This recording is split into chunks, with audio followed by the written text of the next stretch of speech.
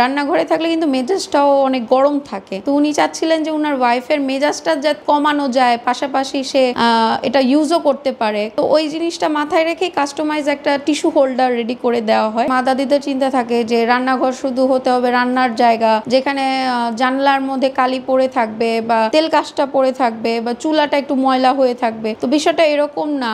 আমি চিন্তা করলাম যে এত বোরিং একটা কাজ কেন হবে বা বোরিং একটা রান্নাঘর কেন রাখবো। এর জন্যই আমার এই চিন্তাধারা যে আমি পেজটা ওপেন করি। তো আমার কিচেন ডেকোর গুলো সাজানোর মাধ্যমে তারা আমার নিজের রান্নাঘরটাই যদি আমি এত সুন্দর করে তুলতে পারি, তাহলে আরো 10টা মানুষ বা আরো 10টা ক্লায়েন্ট কেন পারবে না এত সুন্দর একটা রান্নাঘর রেডি করে রাখ। আমি আর্টস এন্ড ক্রাফট নিয়ে কাজ, কিচেন ওয়াল ডেকোর টেমগুলো যেগুলো কাস্টমাইজ করা হয়। স্টার্টআপটা হয় একটা পেজ ওপেন করি, সেখানে জুয়েলারি বক্স গুলো নিয়ে। তো ওইখানটা ট্রেন্ডে চলছিল। তো এই ট্রেন্ডটা আর কি আমি ভেবেছিলাম যেটা অনেকটা ওয়ার্ক করবে আমার জন্য, প্লাস আমার পেজের জন্য রানিং করতে। কিন্তু দেখা যায় যে সময়ের সাথে সাথে ওটা আর কি হচ্ছে না। অনেকে বাজেট ইস্যু থাকে। তো বাজেট ইস্যুর কারণে দেখা যায় যে এত হেভি একটা কাজ কিন্তু আমার যে খরচটা সেটাই আমার আসছে না, ওই সেলটা আর হয় না আর কি। তখন দেখা যায় যে আমি যেহেতু কাস্টমাইজই করছি, তো কাস্টমাইজ কাজ যদি শুধু যে জুয়েলারি বক্সেই হতে হবে এমন তো কোনো কথা না। তখন ইনভেস্টমেন্টেরও একটা ব্যাপার থাকে যে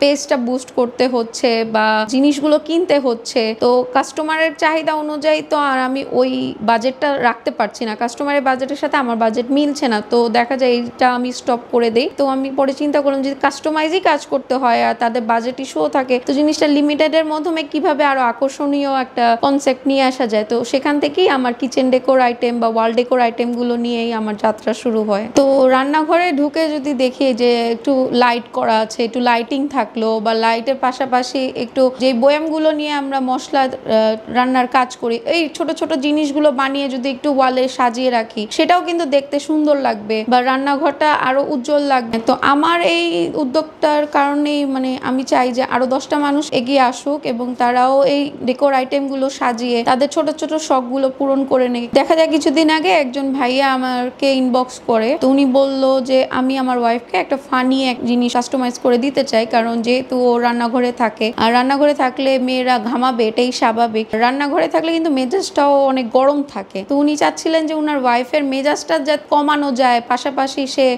এটা ইউজও করতে পারে। তো ওই জিনিসটা মাথায় রেখেই কাস্টমাইজ একটা টিস্যু হোল্ডার রেডি করে দেওয়া হয়। টিস্যু হোল্ডারের উপরে উনি চাচ্ছিলেন যে ফানি একটা কিছু লিখে দিতে, যাতে উনার বউ মেজাজ গরম অবস্থাতেও যাতে হেসে সেটাকে ব্যবহার করতে পারে। তো লেখা ছিল, বউ তুমি রাগ করো না, রাগ করলেও এটা ব্যবহার করো। তো এই জিনিসটা আমি খুব সুন্দর করে এটা লিখে দিয়েছিলাম। তো সেটা উনি পেয়ে উনার ওয়াইফ, যে কিনা রান্না করতে করতে রাগ করে যায়, সেও হেসে দিয়েছিল এবং খুব ভালো একটা রিভিউ সে শেয়ার করেছিল। আমি ফার্স্টে অনেক অবাক হয়েছিলাম যে এরকমও কেউ অর্ডার করে। যে হাজবেন্ডরা সাধারণত দেখা যায় যে ওয়াইফদের বলে দেয় যে যেটা পছন্দ হয় সেটাই অর্ডার দিয়ে দাও, আমরা সেটা রিসিভ করে নিব। তো দেখা যায় উনি নিজেই উনার ওয়াইফের এত কেয়ার করে।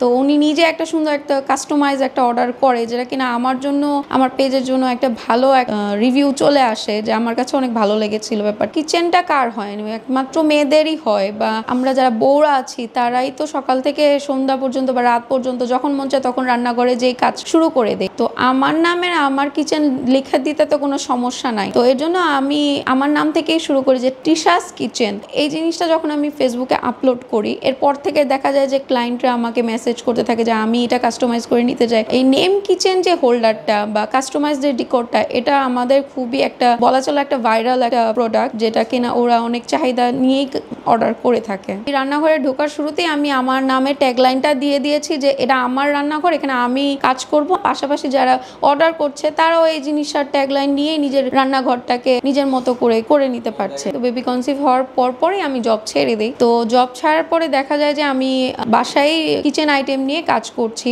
কিভাবে কাজটা করি, আমি যখন বাইরে ঘুরতে যাই, অনেক সময় আড়ংয়ে যাই বা ওয়াল ডেকোর অনেক জায়গাগুলোতে যাই যেখানে এগুলো সেল করে, তো প্রাইজিংটা আমার কাছে অনেকটা হাই মনে হয় এবং দেখে মনে হয় যে আমি যদি নিজে একটু চেষ্টা করি আমি পারবো। তো একদিন একটা লিপান আর্ট আমি ট্রাই করি নিজের ওয়ালে লাগানোর জন্য। তো সেটা আমার হাজবেন্ড দেখে বলে যে জিনিসটা খুবই সুন্দর হয়েছে এবং তুমি নিজে নিজে সেটা চেষ্টা করলে, তুমি সেটা পেজে একটা ফেসবুক পেজ কেন ওপেন করো না এবং সেখানে তুমি তোমার জিনিসগুলো বানিয়ে তুমি সেল করে দেখতে পারো। করে আমার যে পেজটা, সেখানে আমি সেই সেল পোস্টটা দিই। আল্লাহর রহমতে 1 মাসের মধ্যে অনেক আপুরা সেটা দেখে আমাকে কাস্টমাইজ অর্ডারগুলো দেয়, যে কিচেনের আইটেম হবে বা দেয়ালে সাজানোর রুম ডেকোরের আইটেমগুলোই তারা অর্ডার করেন। এবং আমার এই অনুপ্রেরণার কারণ একমাত্র আমার হাজবেন্ডই দিয়েছেন, যে উনি আমাকে অনেক দিক থেকে সাপোর্টটা করেছেন যে কিভাবে এই কাজটা আমাকে আরো এগিয়ে নিয়ে যেতে পারে। আমি একদমই ভাবি নাই যে পোস্ট করার 3 দিনের মধ্যেই আমি একটা অর্ডার পাবো, কারণ এত তাড়াতাড়ি কারো রেসপন্স তো আসে না। আমি বলবো যে একটা শখ, একটা ভালোবাসার জায়গা। তো এই ভালোবাসার জায়গার মাধ্যমটাই আমার হাজবেন্ডের মাধ্যমে আমি এই যাত্রাটা শুরু করি। প্রথম অর্ডার আমার 1500 টাকার চলে আসছিল, যেটা আলহামদুলিল্লাহ অনেক ভালো লেগেছিল। তা আমার ছোট বেবি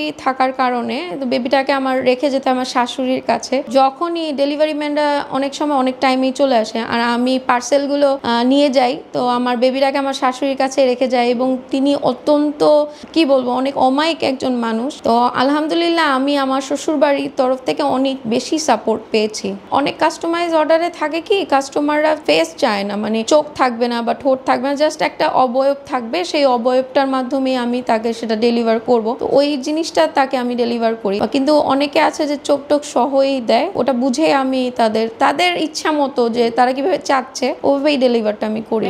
ম্যাক্সিমাম কাস্টমাররা দেখা যায় ডোর নেম প্লেটাই, যেটা তারা তাদের ডোরে কেউ প্রবেশ করবে, স্বাগতম জানাবে, হাজবেন্ড ওয়াইফের নাম থাকলো বা তার নিজের নাম থাকলো, ফ্যামিলির একটা যে দেখা যায় অনেক ফ্যামিলিতে নাম থাকে চৌধুরী অথবা রহমান, এক একটা টাইটেল অনুযায়ী তারা ওইভাবে ডোর নেম প্লেটটাই বেশি অর্ডার করে থাকেন। আমি চাচ্ছি যে যত বেশি আমি আরো এই ডিজাইনগুলো নিয়ে আসতে পারবো, যেটা কিনা তাদেরও আরো চাহিদা বাড়াবে বা আমি ক্লায়েন্ট রাখতে পারবো, বা দেখা যায় একটা আমি অত বেশি আশা করি না, যতটুকু আল্লাহর রহমতে আমি করতে পারি ওটা আমি অবশ্যই করব।